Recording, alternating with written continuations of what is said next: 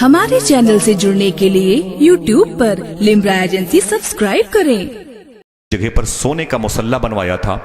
انہوں نے کہا کہ میرے شوہر ہارون رشید نے بغداد شریف میں ایک مسجد بنوائی تھی اور بنواتے وقت کرفیو لگوا دیا تھا پورے بغداد میں کہ اس مسجد میں کسی کی طرف سے 1 روپیہ بھی نہیں لگنا چاہیے۔ پورے شہر میں پولیس گشت کرتی تھی اور ایک ایک اینٹ ہارون رشید بادشاہ کی طرف سے لگتی چلی گئی۔ بڑے بڑے عشاق کو تکلیف ہوتی چلی گئی، کاش ایک اینٹ 1 روپے کی صورت میں میری لگ جاتی، لیکن کارگر ثابت نہ ہوئے۔ ایک درویش مرد قلندر، ایک اللہ کا دوست تھا، اس نے بڑے انتظام سے ایک اینٹ اپنی لگوائی ہی لی۔ وہ کیسے؟ لکڑیاں کاٹ کر کے جنگل سے بیچ کر کے اسے ایک اینٹ خریدی، اینٹ کو اس نے جھولے میں رکھی اور پھر کلہاڑی لے کے پھر بازار سے نکل کر کے وہ جنگل گیا، لکڑیاں کاٹی، لکڑیوں کے بیچ میں اس نے اینٹ رکھی، اینٹ کے اندر والے حصے کو بند کیا، لکڑی کے گٹھر کو سر پہ رکھا، رسی اس کی کمزور باندھی، سر پہ رکھ کر کے اس ایریے سے گزرا جس ایریے سے بننے والی مسجد کی اینٹیں جہاں پر رکھی جاتی تھیں، وہاں پر جان بوجھ کر کے اس نے اپنے پیر کو لڑکھڑاہٹ دی اور زمین پر گرا۔ جب زمین پر گرا تو لکڑی کے گٹھر زمین پر گرا اور لکڑی کی رسی بہت ہلکے بندھی ہوئی تھی اور وہ رسی کھل گئی، اینٹ کھسک کر کے ان اینٹوں میں شامل ہو گئی۔ سمجھ رہے؟ اینٹ کھسک کر ان اینٹوں میں شامل ہو گئی۔ بس ہارون کہتا ہے کہ جب میری یہ مسجد بن کے تیار ہو گئی تو میں نے خواب میں دیکھا کہ میں جنت میں ٹہل رہا ہوں، ایک گھر میرے نام کا بڑا عالی شان ہے۔ آپ نہ بولیے گا، آپ کے نام کا تھوڑی ہے بھائی، لیکن ہے تو کسی کے نام کا، یہی سوچ کے بول دے۔ سمجھ رہے ہیں؟ آل عباس کے بڑے بڑے بادشاہوں میں میں زیادہ لوگوں کی قدر نہیں کرتا، علامہ فروغ صاحب جانتے ہیں، متسم باللہ، مستنجد باللہ، ابن عبداللہ، میں نے بڑے بڑے بادشاہوں کی اجڑی قبریں دیکھی ہیں۔ ہارون رشید بادشاہ سے مجھے محبت اس لیے کہ اس کے دل میں صوفیہ کی، علماء کی، مشائخ کی محبت تھی، اہل بیت کا غم تھا۔ تو بہرحال ہارون رشید بادشاہ کہتا ہے کہ میں نے دیکھا تو جنت میں میرے نام کا ایک محل تھا، اسی محل کے نام سے اس درویش کا، قلندر کا بھی ایک محل نظر آ رہا تھا۔ تو میں نے پوچھا فرشتوں سے کہ یہ محل کیوں ادھر ہے، یہ کیسا محل ہے میرے بغل میں؟ تو فرشتوں نے کہا کہ یہ اس درویش کے نام کا محل ہے جس کی ایک اینٹ تمہاری مسجد میں لگی ہے۔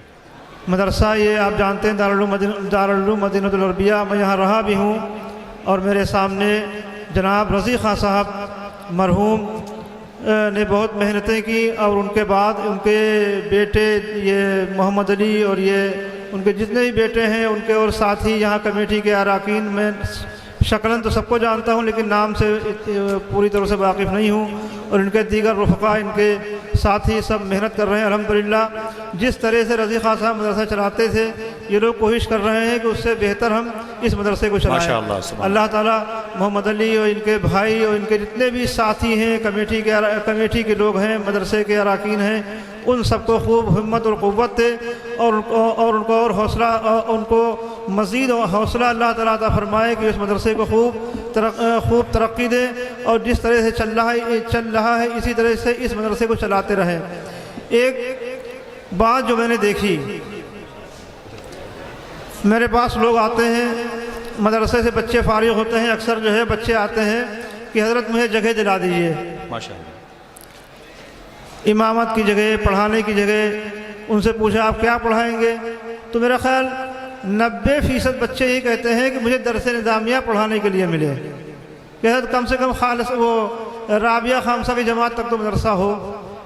خیر میں بچوں کو بھیجتا ہوں پڑھانے کے لیے، مسجدوں میں امامت کے لیے بھیجتا ہوں، مدارس میں پڑھانے کے لیے بھیجتا ہوں، لیکن وہ بچے جب مدرسوں میں جاتے ہیں اور جانے کے بعد وہاں سے جو ان کی کارکردگی سامنے آتی ہے تو اس سے ایک چیز ظاہر ہوئی حضرت، اور وہ کیا ہے؟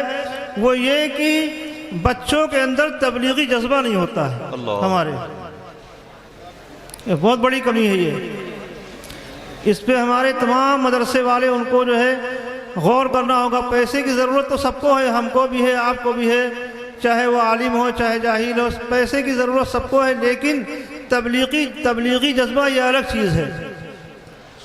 تو ہمیں اپنے مدارس میں یا اپنے بچوں کے اندر، گھر کے اندر اپنے بچوں کو مدرسے کے اندر، طالب علموں کے اندر تبلیغی جذبہ پیدا کرنا ہوگا، تب جا کر کے کام ہوگا۔ میں نے دوسرے لوگوں کو دیکھا ہے کہ ان کے اندر تبلیغی جذبہ کس طرح سے ہوتا ہے اور وہ اپنے مسلک کا اور اپنی جماعت کا کام کس طرح سے کرتے ہیں، اس طرح سے کام جو ہے وہ ہم لوگ نہیں کر پاتے ہیں۔ اللہ تعالیٰ ہم کو نیک توفیق دے اور ہمارے مدرسوں میں اس طرح کا کوئی شعبہ چلایا جائے اور اساتذہ اس پہ غور کریں تاکہ ہمارے جو طلبہ نکلے ان کے اندر تبلیغی جذبہ ہو، اپنے مذہب کا، اپنے مسلک کو، مطلب ان کے اندر ایک جفاکشی ہونا چاہیے جو پہلے ہمارے بزرگوں کے اندر ہوتی تھی، جفاکشی جس کو کہیے آپ، وہ جفاکشی ہمارے اندر نہیں رہی۔